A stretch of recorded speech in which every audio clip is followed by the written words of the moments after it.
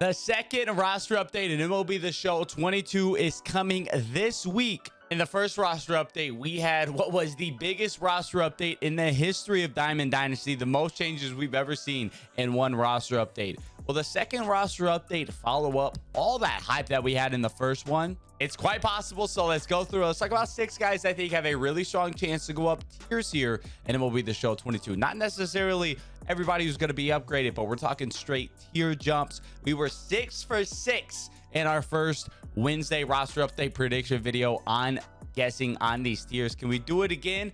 I don't know if I like our chances as much this time, but I think we do have a strong shot. Also, as well, if you want to support the channel and get early access to videos just like these, if you're frustrated with every time you go to invest, the market has already shot up in the air way past where it was at the time of a lot of my recordings, I do have a channel membership option here on the YouTube channel that at level 2 or higher will gain you early access to our YouTube videos and an exclusive access to our Discord room, where we're always talking about the best roster update plays, cards, everything to go into, flips, etc., etc. Always talking about the market there. And as a full-time content creator, that supports me in a massive way and allows me to keep doing what we're doing here and pumping out this awesome content. Let's go ahead though, let's hop into this one with our first card. First guy we're going to be talking about today, it is Kenley Jansen. He has looked like the Kenley Jansen of old recently. Now, he did give up a run in his last outing, but that is not that bad. He still pitched really well in that outing.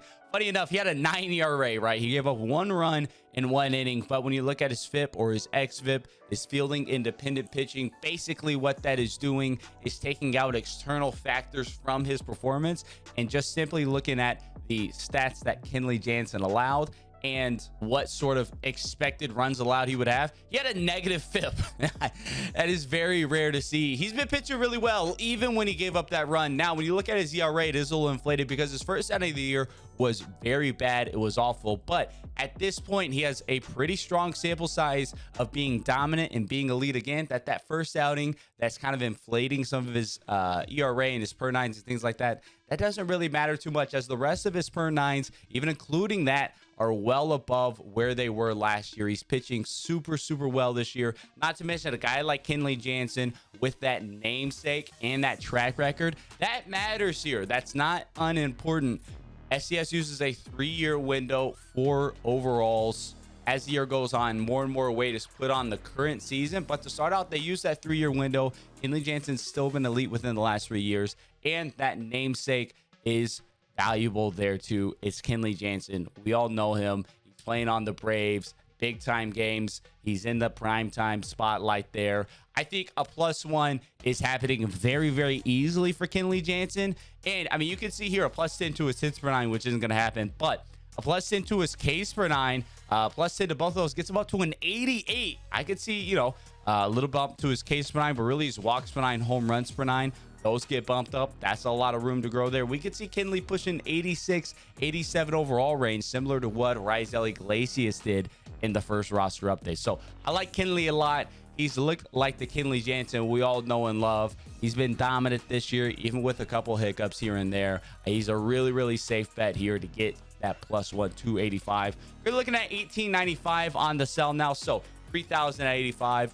1,000 stub profit per card right there. Not too bad still. Market is very low right now still from that chase pack drop. Everybody was ripping packs going through. Market is deflated from that, so some really good plays here like Kenley Jansen at 1,900 subs. Second guy we're going to be looking at here, there's going to be a lot of pitchers here in this video. It seems like every pitcher is just dominating. We had the no-hitter from Detmers last night, almost a no-hitter from Justin Verlander as well. Y'all can blame Rob Manfred for all the pitchers in this video. The dead balls are making pitchers just ball out of their mind. We got Joe Musgrove here. He reached Diamond last year, so that track record from 21 is relevant in this case, as he had a really strong 2021 campaign, a couple hiccups here and there, but now he's coming out and even pitching better than that. We're starting to find out, okay, maybe this guy Joe Musgrove, he could be an elite level pitcher. He's got a lot of room to grow on both his homers per 9 and his Ks per 9 ratings. And when you look at him statistically over his last 2 starts in the last update period, he has 16 strikeouts in 14 innings, so a pretty solid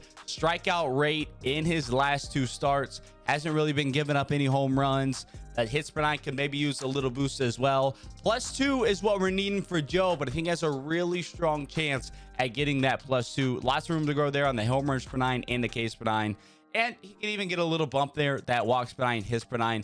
Really important, though, his last 2 starts, really, really good. His 2 starts that he pitched within this update period are very, very strong, which is meaningful for Joe. I think he's got a good chance to get to that 85 level. Maybe the best chance of anybody in this roster update. Third guy we're going to be looking at here at the gold, the diamond. I was feeling a ton better about this just 24 hours ago. My man Taylor Rogers did not have a good outing versus the Cubs last night, but when you still look at him in the grand scheme of things, he has been pitching incredible. Still one of the absolute best relievers of the season so far. One bad outing where he still managed to limit the damage to just 1 earned run, even allowing some base runners. He was able to get out of it still. He has a sub-1 ERA, which doesn't really matter in the grand scheme of things, but his per nines are all still very strong. It was one mediocre to bad outing, but the rest of his 12 or so plus outings have been dominant this season. He's been one of the best relievers. He did get helped out by the Rob Manfred ball with that Patrick Wisdom. What should have been an absolute tank, or maybe it was Frank Schwindel actually, should have been a home run 100%, but it wasn't, and that's what matters. A +2 should still be in reach very, very easily. He's got room to grow there on that home runs per nine and that Ks per nine still. I'd like to see him strike out a little bit more overall, but he hadn't been walking very many people, and 85 hits per nine for a reliever is still pretty low on the reliever scale. I mean, we just saw Kenley Jansen at a 113, I believe, hits per nine. So 85 hits per nine for a reliever, very, very low. Lots of room to grow there. A bad outing last night, but still an incredible year so far this year. And I like his chances to get to that 85. Honestly, that bad outing maybe helps you out a little bit because now he's 1,800 subs instead of the 2,200 subs that he's been going for. So he still gets that upgrade. Now he's a little bit cheaper. Got a chance to come in, still make some plays there. Taylor Rogers, that is going to be our third and final guy that we're talking about here, gold to diamond. Of course, I missed any gold to diamonds. Hit me up down in the comment section below. I know we didn't talk about any position players. A couple guys I think could do it, but I just feel more confident in these 3 pitchers right now. You already know we got another pitcher. We're starting with our silvers here. Michael KOPECH has been really, really nice. I love to see it. I love that the White Sox have moved KOPECH into that rotation full time, and he has been thriving in that spot. He's always been that dude who has the stuff. I'm glad to see him getting a spot in that rotation firmly. I've been loving what I've seen from him this year. And then in this update period, he's got 15 strikeouts and just 9 hits allowed over 15 innings in 2 starts this update. I believe he's allowed 2 earned runs during that time as well. No home runs allowed this season so far for KOPECH, I believe, at least not in the last update period. So that home runs per nine could get a solid bump. The walks per nine, we need to see him walk less batters. He's still walking quite a bit. He walked 8 in 15 innings during this roster update period. We got to see those walks come up just a little bit, or come down just a little bit, I should say, for a nice long-term growth and potential for KOPECH. But a +1 should happen very easily. Hits per nine, Ks per nine, home runs per nine, all think could use a little bit of bump here. That's all it's going to take to get KOPECH that +1. So KOPECH should be firmly moving into that gold tier and starts to have a conversation at that point. Could he continue on that trajectory and possibly reach that diamond tier? He begins walking less people. It is 100% possible. All right, we had to talk about at least one hitter in this video. We're going to talk about Willy Adames. I'm going to say out the gate, the average is a little concerning for me. The average has not been there for Willy, but the power has been there. I can see him getting a little power boost. Very similar to a guy like Ozzie Albies last update, where the power was there, the average wasn't, and you got a player that was getting incredibly unlucky. SCS recognized that with Ozzie Albies, gave him still that bump to diamond. I think we could see a similar situation here with Willy Adames. He has tons of room to grow offensively, and his expected batting average is about 50 points higher than his current batting average. So long term, if we want to look at it that way, long term, as soon as Willy Adames stops getting as unlucky as he's getting and he continues to hit the ball well, that average is going to go up. That power is going to continue to go up. Willy Adames is all of a sudden going to be an elite shortstop here that we're looking at in the making, but we do need that average to come up a little bit. I could see some power boost here though for Willy Adames. Hopefully they wouldn't knock his average too much. He could still get a slight bump to that contact versus left because there's so much room to grow there. A +2 for Willie, not out of the question at all. I like his chances. I even more so like him as a long-term play as well. I really liked what I've seen of him this year. He's hitting the ball very hard, just needs a couple of balls to drop his way, and he's going to be at a great spot. Price-wise, $432, a little on the pricier side, right around that gold quick sell value. Still not bad though, especially if he gets to 81 and starts to build up hype beyond that. Final guy we're going to be talking about here in our tier upgrades, a guy who you want to talk about, a dude with long-term potential. That is Zach Gallen, man. I've been a big fan of Zach Gallen stuff for a while. It was very sad to see his rough 2021 season, and I am stoked to see how dominant he has been here in 2022. We could be looking at the National League Cy Young winner here in 2022 with Zach Gallen. He has been dominant so far this season. Tons of room to grow as well. His homers per 9, his walks per 9, his Ks per 9, even his hits per 9 probably a little bit. All have significant room to grow here on this card at a 79. This is an easy +1 to 80. I would be absolutely floored if he doesn't get up to that gold tier at minimum. He's only had 2 walks in 19 innings during this current update period. So that walks per 9, that's going to go up quite a bit. That's going to carry him into that gold tier. And honestly, we could see him make a play similar to what we saw with Pablo Lopez last update, where Pablo Lopez went 79 all the way up to an 82.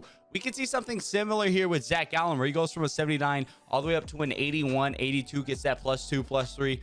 We even possibly see a +4. I wouldn't entirely rule it out. The possibility is 100% there for a guy like Zach Gallen. He's been one of the most dominant pitchers in the league so far this year, and I can't wait to see his future starts. We're talking a dude with legit silver to diamond potential. Obviously not in one update, but over the course of the season, starting here at the silver, he continues to pitch how he's been pitching and dominates how he's been dominating.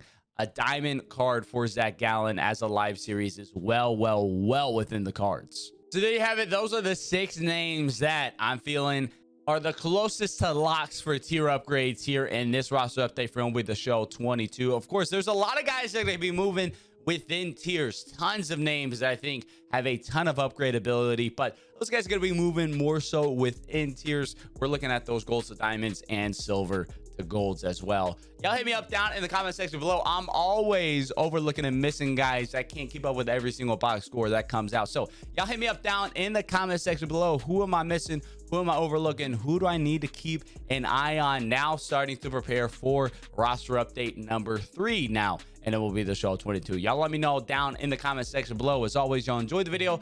Definitely be sure to leave a like and subscribe. Until next time, I'll catch y'all around.